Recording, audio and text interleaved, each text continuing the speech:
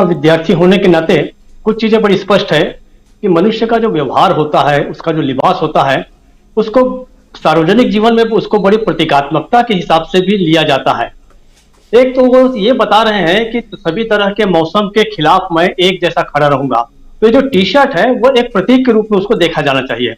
हालांकि मुझे ये लगता है कि जब जैसे जैसे नॉर्थ में जाते जाएंगे तो समझदारी वैसे इसमें भी रहेगी कि वे अपना प्रिकॉशन रखें, पूरी ठंड से बचाव के भी उपाय करें, और शायद वो करेंगे भी, क्योंकि ऐसा भी नहीं है कि वो इतने अपने आप को इतना मजबूत दिखाने के लिए वे कोई इस तरीके की का कदम नहीं उठाएंगे।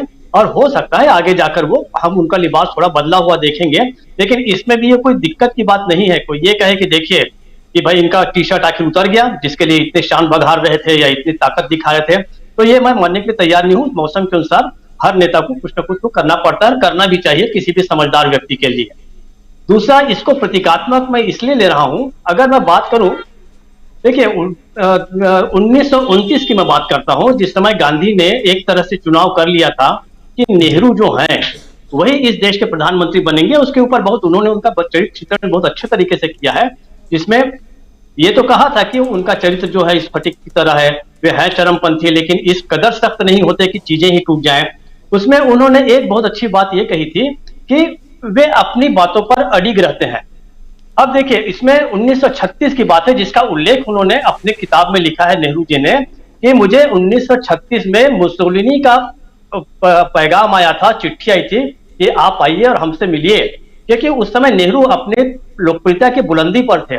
भारत चाहे बहुत उसके करीब करीब 19-20 सालों के बाद, लगभग 20 सालों के बाद आजाद हुआ था, लेकिन स्वतंत्रता का जो संग्राम था उसमें गांधी के साथ अगर किसी को समांतरता में अगर किसी को लोकप्रियता मिली थी तो वो नेहरू ही थे, और विदेश में वे उतने ही लोकप्रिय थे जितने गांधी जी थे। उनके मुकाबले कोई भी नहीं था, ये आज तक की बात है। तो उन्होंने अपने डायरी में लिखा था कि हमने जो है मुसोलिनी के उस आमंत्रण को मैंने ठुकरा दिया, और मुझे उन्होंने इस बात पर गर्व किया है कि केवल कांग्रेस ऐसी पार्टी थी जिसने पूरे भारत में मुसोलिनी और हिटलर के विचारों से बिल्कुल प्रभावित नहीं हुए, और हमने एक अलग रास्ता चुना। उन्होंने ये भी बताया कि यहां तक कि पूरे यूरोप में जिस समय हिटलर और मुसोलिनी बहुत ताकतवर हो रहे थे तो उस समय भी लोग उनके गुण गा रहे थे, लेकिन आगे जैसे जैसे विश्व युद्ध की ओर आगे बढ़ी दुनिया, इटली और जर्मनी, जापान, ये सारे जब शामिल हुए तो उसके बाद यूरोप के लोगों का भ्रम टूटा। इसका मतलब ये है कि जो नाजीवादी जो विचार हैं, फासिस्ट जो विचार हैं, उसको पहचानने का एक बहुत ही नैसर्गिक गुण जो है कांग्रेस के पास है। और इस देखिए इतने सालों में दुनिया बदल गई, हम बदल गए, आप बदल गए, टेक्नोलॉजी बदल गई, सारा जमाना बदल गया, लेकिन आज भी देखिए कि अकेली कांग्रेस है जो फासिस्ट विचारों के साथ लड़ रही है, उसके खिलाफ अकेली खड़ी है। तो कहां जमाना बदला? ये जो 1936 की बात है जिसको नेहरू कह रहे हैं कि फासिस्ट ताकतों को हम ही ने पहचाना, कांग्रेस ने ही उसका विरोध किया, वो आज भी अडिग है।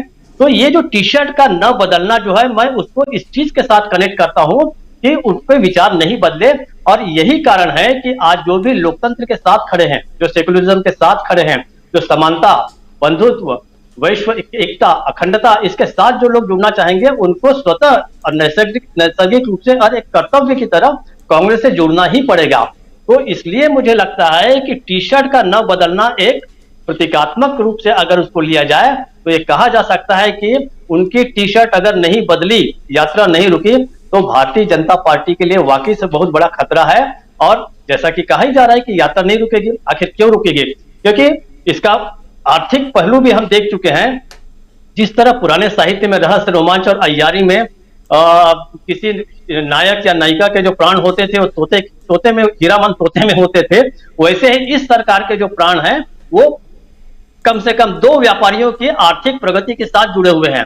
तो ऐसा कोई रिस्क नहीं लेंगे कोरोना के नाम से या किसी नाम से कि जो है कोरोना के नाम से वो वापस कुछ लॉकडाउन कर दें या यात्रा को रोक दें, क्योंकि जिस हिसाब से भरभरा कर अगर शेयर मार्केट गिरता है तो आपको और मुझे कोई नुकसान नहीं होगा। हम उसी स्तर पर रहेंगे जो जिस जीवन स्तर हम आज गुजार रहे हैं, लेकिन अडानी और अंबानी को और बाकी उद्योगपतियों को जो नुकसान होगा उसको जो है मोदी अफोर्ड नहीं कर सकेंगे।